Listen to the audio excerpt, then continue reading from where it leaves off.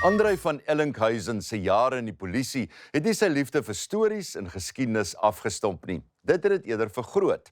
Behalwe vir sy skryfwerk wat deur interessante verhale uit die geskiedenis geïnspireer is, het hy ook 'n deurslaggewende rol gespeel in die opknapping en restaurasie van die Nuwe Republiek Museum in Vryheid, KwaZulu-Natal.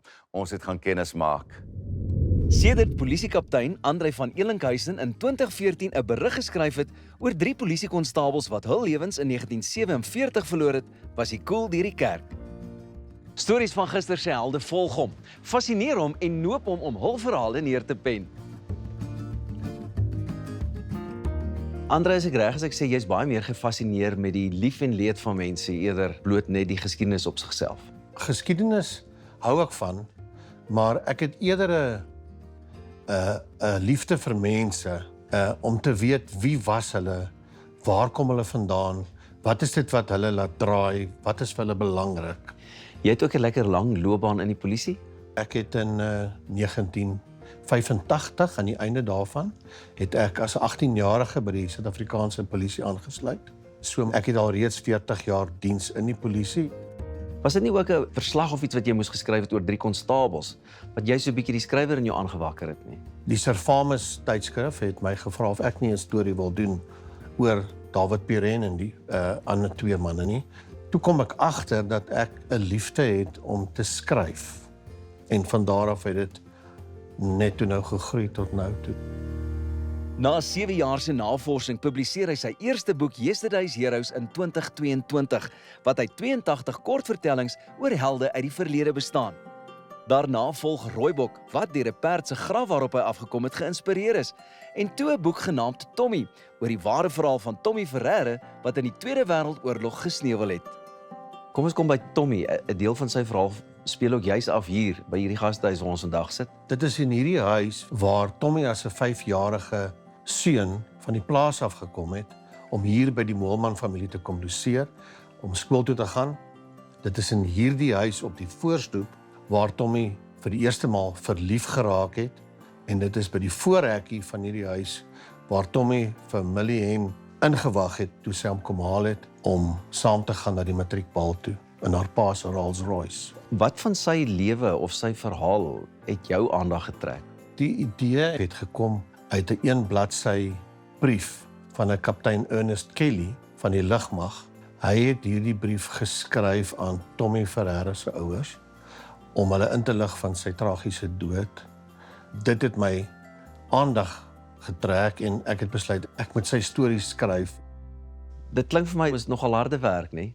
Om al die navorsing te doen en 'n storie op te diep. Wanneer dit kom by navorsing oor mense wat nog leef, is dit maklik, maar as dit mense is wat al reeds dood is in 1914 of in 1940 en daar is nie meer families om by te gaan aanklop nie, dan is dit nogal baie moeilik.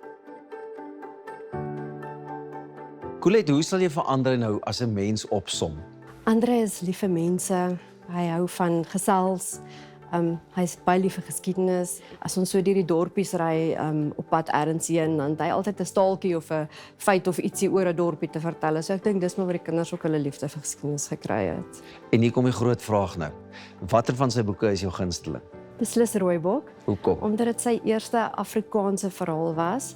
En dan het hy ons ook na die omgewing toe gevat waar Rooibok afspeel. Ons het ook Rooibok se graf gaan besoek, so Rooibok het maar 'n spesiale plekkie vir my. Hoorie, en wat maak jy van die feit dat hy dit nou reg gekry het hier in Vryheid met die museum, en weet hoekom sal jy mense ook aanraai om daar 'n draai te gaan maak? Ek dink dit is wonderlik wat ander in sy span reg gekry het met die restaurasie vir die museum, en ek dink dit is belangrik dat mense die museum besoek om eerstens te ervaar hoe samewerking, passie en toewyding geskiedenis kan laat herleef. Die Nuwe Republiek Museum in Vryheid het 'n ryk geskiedenis. Dit is in 1884 gebou en was die parlement van 'n boererepubliek wat vir 5 jaar bestaan het. Die gebou, wat in 'n gehavende toestand was, is in 2024 aan André en 'n gemeenskapskomitee oorgegee wat dit intussen gerestoreer het. Hierdie gebou was in 1885 in gebruik geneem om te dien as die parlement van die Nuwe Republiek met Lucas Meyer as die president. Daarom is hierdie gebou dan ook verklaar alreeds in 1936 as 'n nasionale gedenkwaardigheid. En hoe het hierdie gebou gelyk voordat hy nou vasgevat is en weet raak gevat is deur julle. Toe ons hier oorneem, was hierdie gebou in 'n baie slegte toestand gewees. En hierdie projek het ons byna 2 jaar besig gehou. En uiteraard is dit ook nie een man projek nie, né? Wie was almal betrokke? Hier was 'n hele komitee betrokke gewees en dan natuurlik baie mense van ons dorp wat absoluut net ingespring het om ondersteuning te gee. So hier was baie mense betrokke gewees. Frans, hoekom was dit vir jou ook belangrik om jou gewig saam met die span in te gooi en vir ander te ondersteun om hierdie museum net weer ter ere te herstel? Ag, Pieter, weet jy, dit was vir my 'n skande om die plek te sien soos dit gelyk het. En toe die gemeenskap sê ons hou vergadering, ons gaan dit regmaak, toe sê ek, "Wel, kom ons kyk." En nou is ons hier. Beteken dit dat jy ook 'n liefde en 'n belangstelling het vir die geskiedenis? Ek hou van die ou mense se goed. Hulle het soveel detail in hulle dinge aangesit en wat hulle gedoen het hulle altyd goed en tot die beste van hulle vermoë gedoen.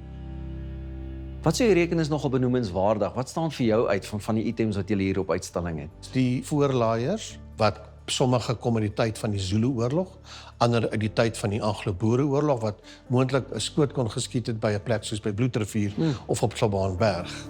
Hoekom dink jy is dit ook belangrik dat ons generasies, die nuwer generasies, moeite doen om dit behoue te hê en te bewaar?